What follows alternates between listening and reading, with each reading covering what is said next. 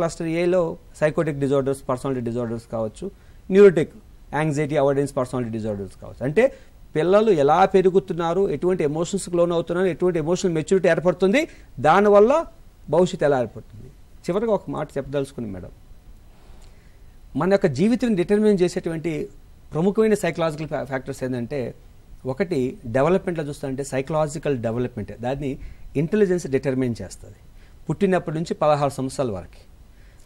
తర్వాత రెండో ఫ్యాక్టర్ ఏంటంటే ఎమోషనల్ మెచ్యూరిటీస్, అది పుట్టినప్పటి నుంచి 18 సంవత్సరాల వరకు డిటర్మిన్ చేస్తుంది. లైఫ్ లాంగ్ నీతో కూడా నేను సంతృప్తికరంగా బతకడానికి కారణభూతమైంది నీ పర్సనాలిటీ, మూర్తిమత్వం. అది పుట్టినప్పటి నుంచి 18 సంవత్సరాల మధ్యలోనే డెవలప్ కావడం జరుగుతుంది. అంటే ఈ 18 సంవత్సరాల కాలము ఆ పిల్లవాడు ఎలా పెరిగాడు, ఎటువంటి సొసైటీలో తను ఉన్నాడు, ఎటువంటి ఎడ్యుకేషన్ తను అభ్యసించినాడు, ఎటువంటి వ్యక్తులతో తిరిగాడు, ఎటువంటి మానసిక పరిస్థితులకి లోనైనాడు అన్నది తన యొక్క జీవితాన్ని డిటర్మిన్ చేస్తుంది. అంటే పుట్టినప్పటి నుంచి 16 సంవత్సరాలు 18 సంవత్సరాల మధ్య కాలంలో ఎలా పెంచుతున్నామన్నదే జీవితం. రిమైనింగ్ 100 సంవత్సరాలు పోతావా 60 సంవత్సరాలు పోతా, it does not matter, it is going to determine.